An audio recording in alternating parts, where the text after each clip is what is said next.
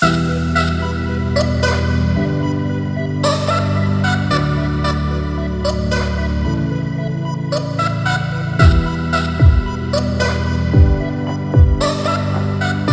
think that one thing that girls do better than boys is just taking like education and life in general just more seriously. No offense.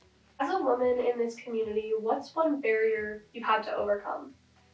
Being a young woman has been like a barrier within itself. I feel like the biggest barrier for me, because like with that, I've had to deal with people like taking me seriously or like understanding that I am actually smart.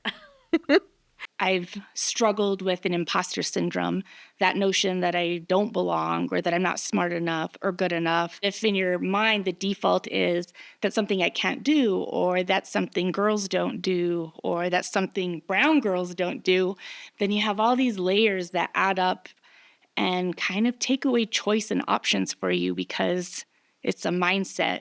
And it doesn't help that oftentimes those are real perceived boundaries. As a young professional coming out of college and starting a new job, I was subjected to sexual harassment. It makes you feel like you are not worthy of being in that environment or worthy of being in this professional setting because people are still seeing you as an object. I feel like as a woman, you really have to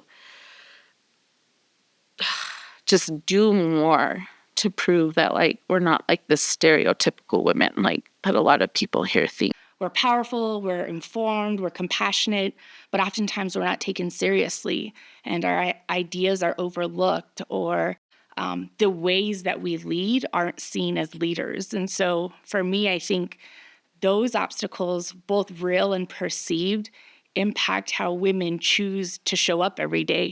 To try and have my voice heard and women of color, our voices heard, recognized, has been a big barrier in this community. What's one thing you would like to see change so that women of all ages can thrive in Taos for years to come?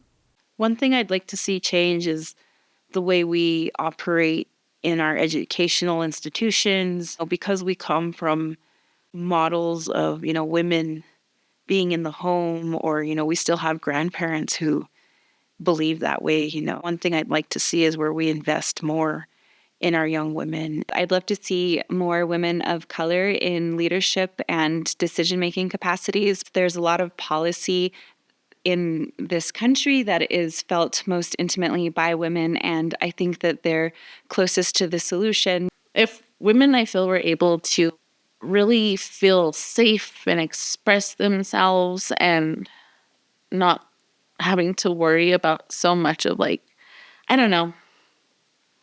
shit that women have to. I feel like we could really create a community that could thrive, that could provide space and opportunity, for women to feel safe and actually do more and fulfill their potential. I see so many women in this community who are